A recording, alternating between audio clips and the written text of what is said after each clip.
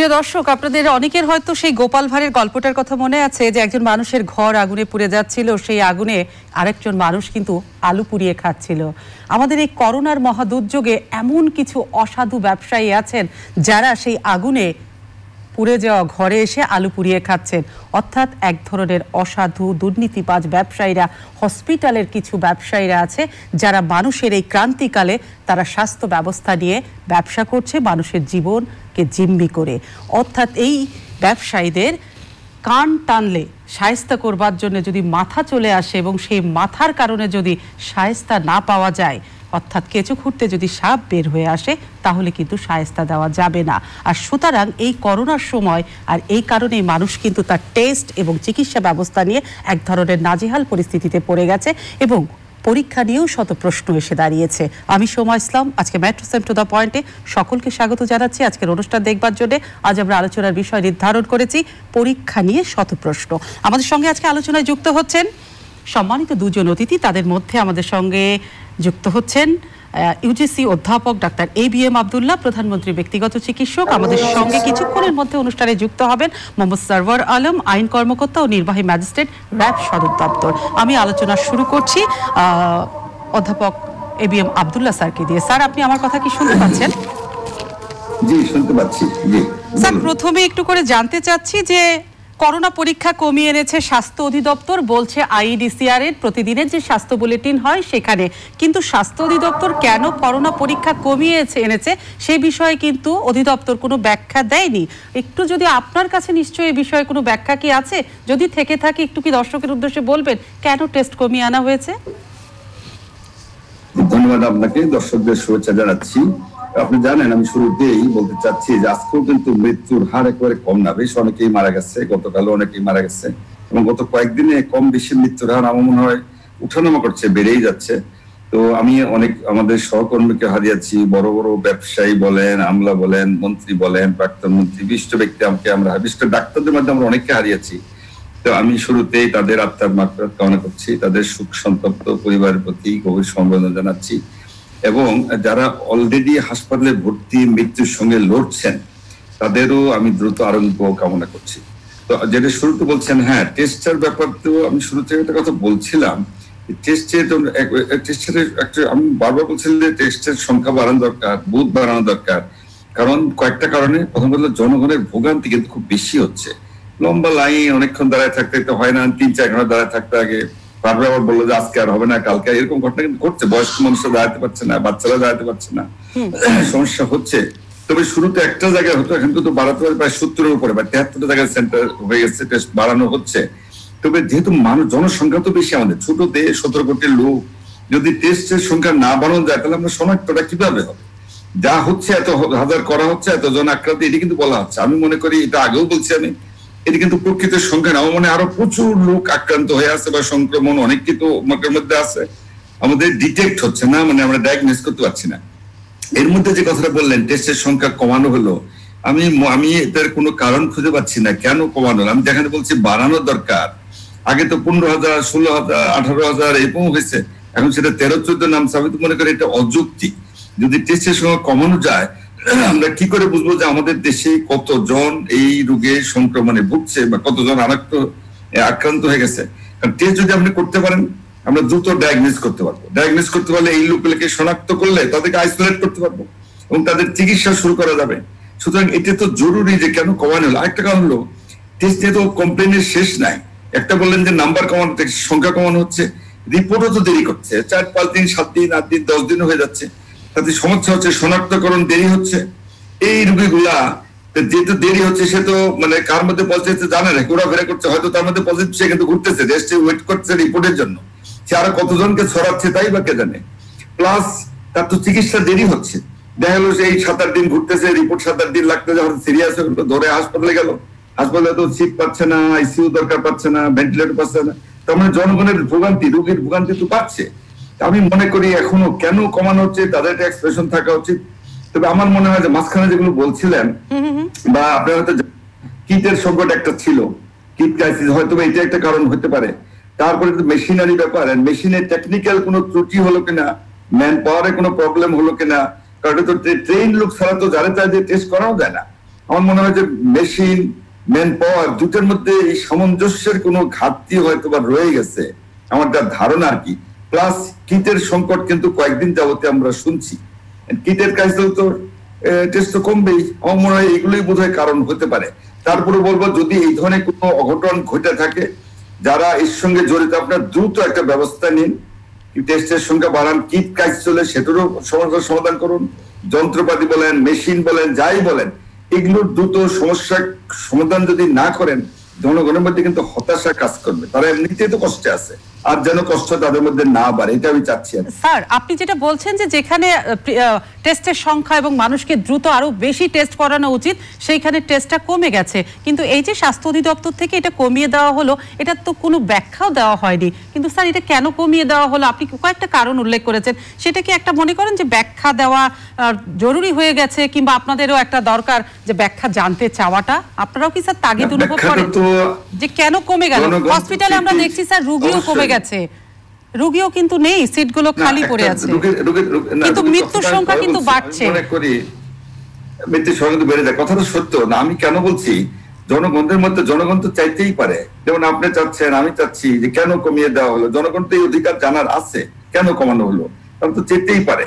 যেহেতু যারা প্রশাসনের সঙ্গে যারা জড়িত বা স্বাস্থ্য অধিদপ্তর বলেন, তারা একটা এক্সপ্লেনেশন দিয়ে বিভ্রান্তি বা যে একটা কুয়াশা যেটা হয়ে চলছে, এটা দূর করাই তো উচিত।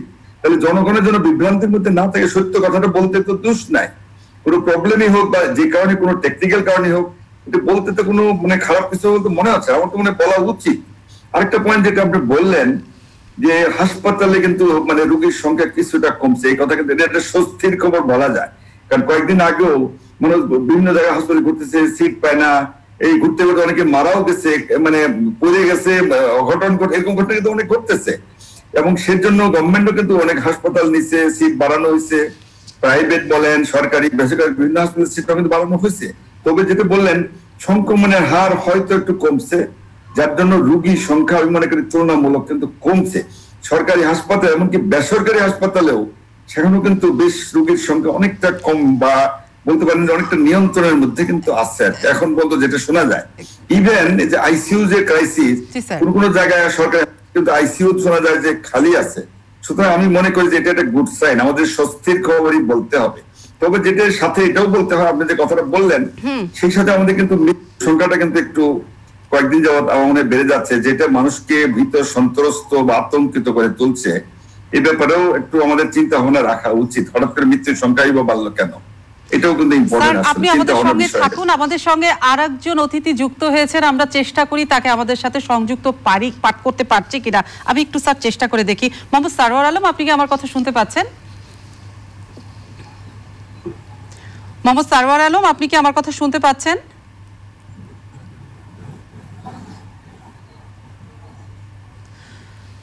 মোহাম্মদ সারোয়ার আলম, আপনার বোধহয় অডিওটা অফ করা আছে, মিউট করা আছে, আপনি যদি অডিওটা একটু অন করতেন।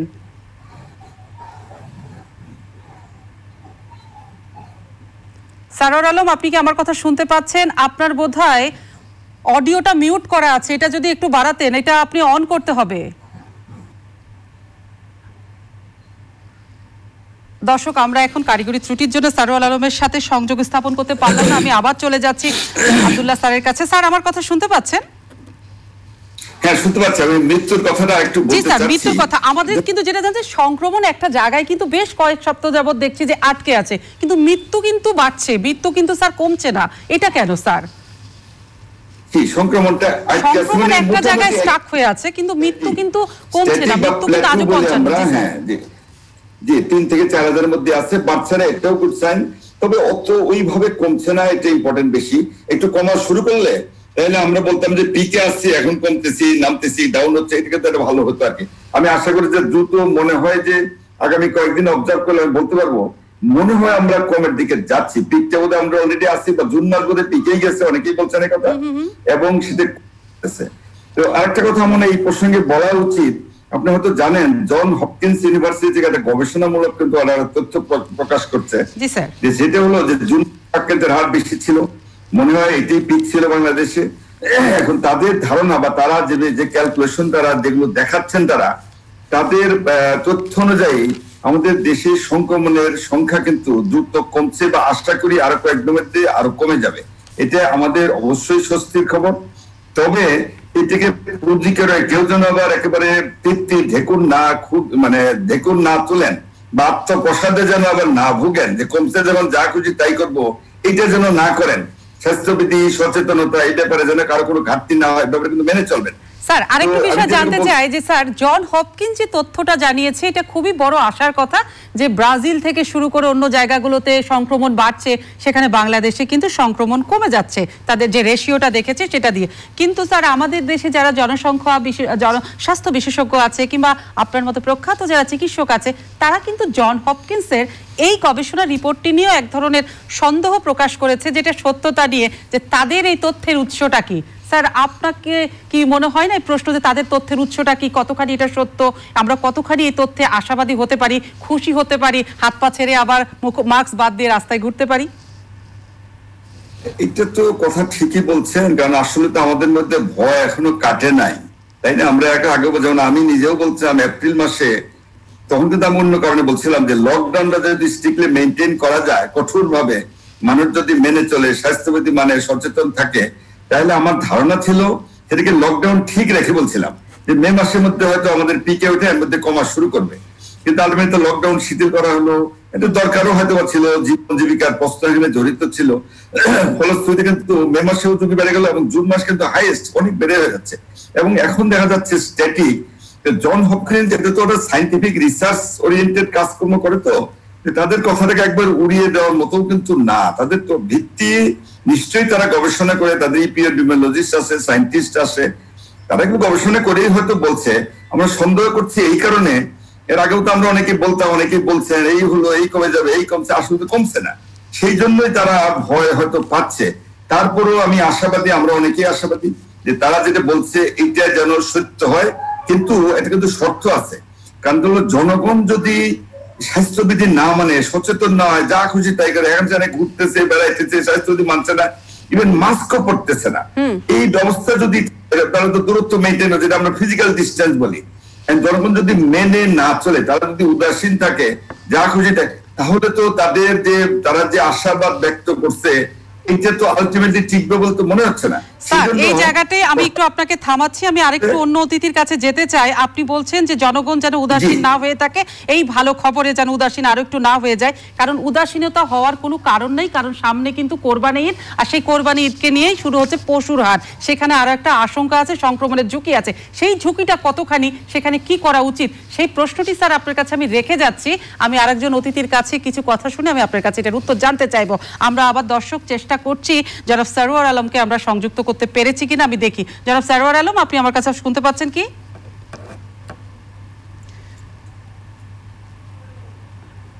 জনাব সরওয়ার আলম, আপনি আমার কথা শুনতে পাচ্ছেন?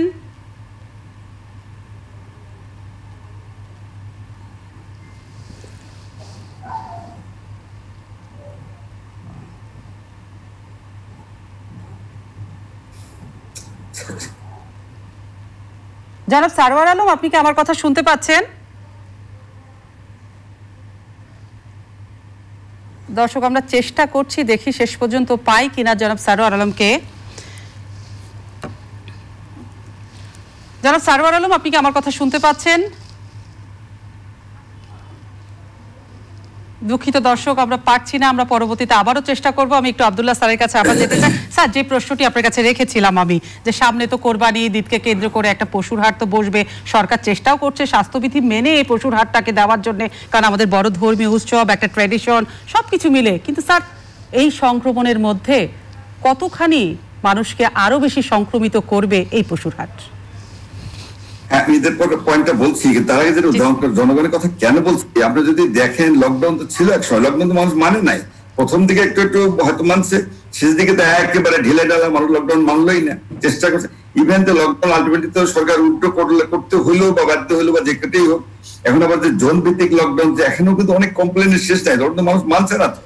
আপনি যদি শহরে ঘুরে দেখেন, মনে হয় ইভেন ঢাকা শহরই বলেন, এ তো মনে হয় আগের অবস্থায় ফিরে গেছে। দেখেন যানজট, ভিড়, জনসমাবেশ বেশি, হাটে কাজে বাজারে মানুষ তো ঘোরাফেরা করছে, এবং মানুষ করোনা যাচ্ছে এটা ভয়ই পারে না।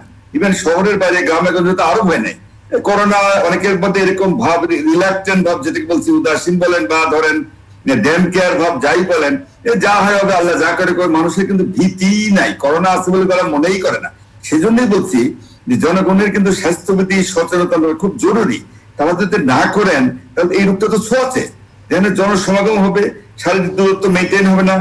এই যে স্বাস্থ্যবিধির কথা বলি, মাস্কটা অনেকেই তো পরে না। আপনি দেখেন এখন যদি ঘোরাফেরা করে দেখবেন অনেক লোকে মাস্ক কিন্তু পরে, ম্যাক্সিমাম লোক মাস্ক পরে না, এটাও তো ঠিক না।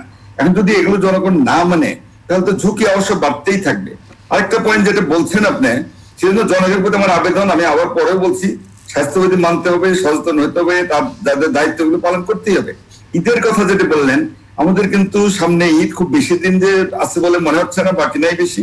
ঈদুল আজহা খুব ধর্মীয় বড় একটা উৎসব আমাদের। গত ঈদের কিন্তু আমাদের একটা তিক্ত অভিজ্ঞতা হয়ে গেছে, এটা আমরা স্বীকার করবেন আশা করি।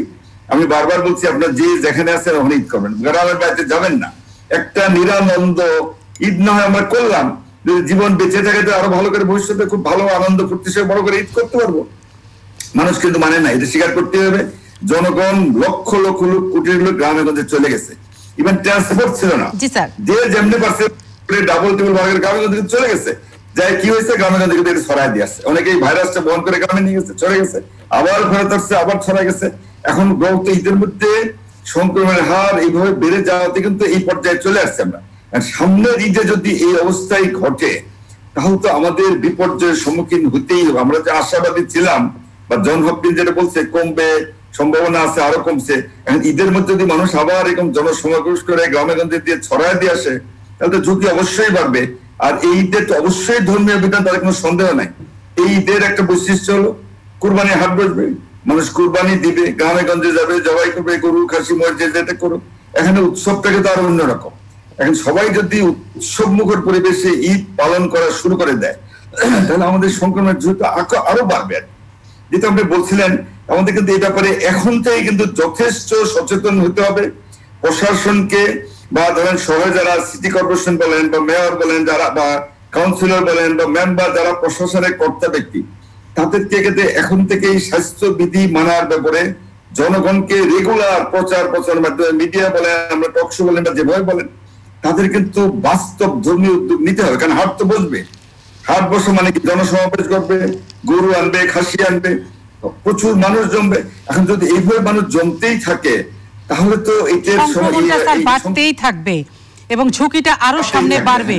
স্যার, আরেকটা বিষয় আমি আপনার কাছে একটু জানতে চাই, সেটা হচ্ছে এই দুঃসময়ে মানুষকে যখন বাঁচাবার জন্য জীবন বাজি রেখে একদম চিকিৎসকরা এক সামনের সারিতে কাজ করছেন, স্বাস্থ্যকর্মীরা কাজ করছেন, কিন্তু সেই সময়টাতে মানুষের এই দুর্যোগে কিছু অসাধু হাসপাতালের ব্যবসায়ীরা যে ব্যবসা করছেন এই নেগেটিভকে পজিটিভ, পজিটিভকে নেগেটিভ করে, সেটা কি স্যার এখন পর্যন্ত বিশ্বের কোনো জায়গায় এই স্বাস্থ্য ব্যবস্থা নিয়ে এইরকম কলঙ্কের ইতিহাস রচনা করার মতো কোনো নজির দেশে আছে? কোনো দেশে কি আছে স্যার? আমি যাই হোক, আপনার প্রশ্নের জবাবটা আমি তাহলে ওইটাই জবাবটা দিচ্ছি, কিন্তু আমি কুরবান নিয়ে আরো কিছু কথা বলতে হবে আমাকে। এই কারণে মানুষ তাহলে স্বাস্থ্য বিধি নেবে, হাট কিভাবে বলবে, মানুষ কি করা উচিত, তারা কি করবে, এই ব্যাপারে কথা তাহলে আমি পরে বলবো। যে প্রশ্নটা করলে এটা জবাব দিচ্ছি। এই সময়টাতে আমার আসলে কোনো ক্রমেই বা মাথায় খেলে না বা বোধগম্য হয় না, যেখানে মানবতার জন্য আমরা আহ্বান জানাচ্ছি, মানুষ কষ্ট করছে, কত লোক কত রকমের দুর্ভোগের শিকার হচ্ছে। এই করোনা তো আমাদেরকে একেবারে বিপর্যস্ত, পর্যদস্ত, একেবারে মানে অসহায় করে ফেলছে। সেই অবস্থায় যেখানে মানবতার বা মানুষকে বাঁচানোর জন্য বা দুঃখী মানুষগুলোকে মুখে একটু হাসি ফোটানোর জন্য বা তাদের কষ্ট লাঘব করার জন্য আমাদের এগিয়ে আসা উচিত। সেখানে যে আপনি কমপ্লেন যেগুলো বললেন, এগুলো তো বাস্তব।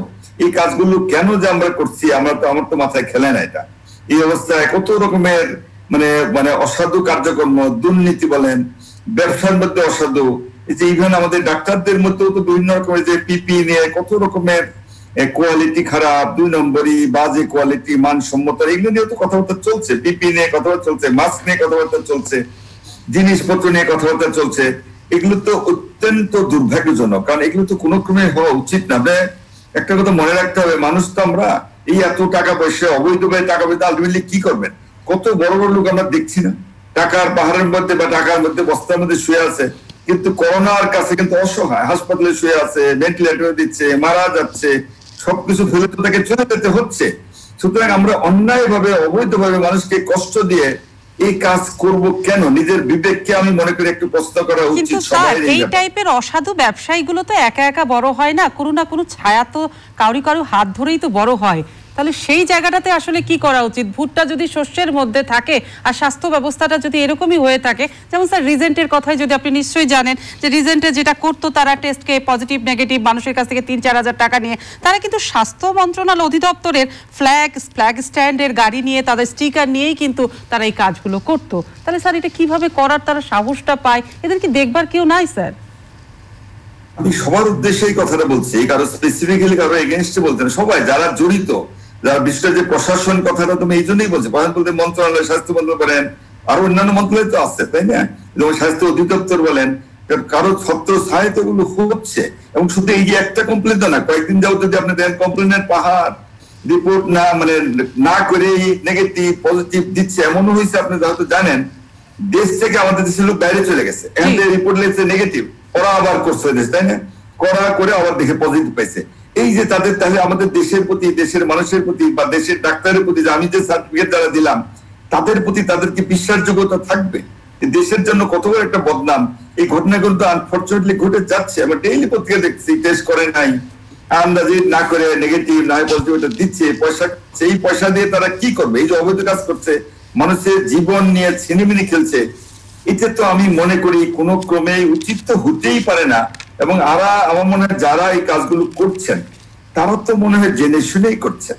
তাদের একটা কথা আমি একটু বলেই এলাম, এই অবৈধ টাকা দিয়ে আপনি কি করবেন? আলটিমেটলি এই টাকা তো আপনি ভোগ করতে পারবেন বলে তো মনে হচ্ছে না। আপনিও ভোগ করতে পারবেন না, বরং মানুষের যে দুর্ভোগের জন্য যে যে আপনি যে দায়ী দিলেন, এটা আল্লাহর কাছ থেকেও তো এগুলোর হিসাব আপনাকে দিতে হবে। এবং আপনার পাপ আপনি তো শুধু নিজে না, আপনার পরিবার, ছেলে মেয়ে, এদের উপর দিয়েও তো একদিন আল্লাহ সুদ করায় নিবে। তো এটা যারা এগুলো করছেন, আমি তাদের প্রতি আহ্বান জানাবো, অন্তত এই দুর্যোগের সময়টাতে আপনাদের এই কাজগুলো জরুরি ভিত্তিতে আপনারা বন্ধ করুন, আর করবেন না, যা হওয়ার হয়ে গেছে।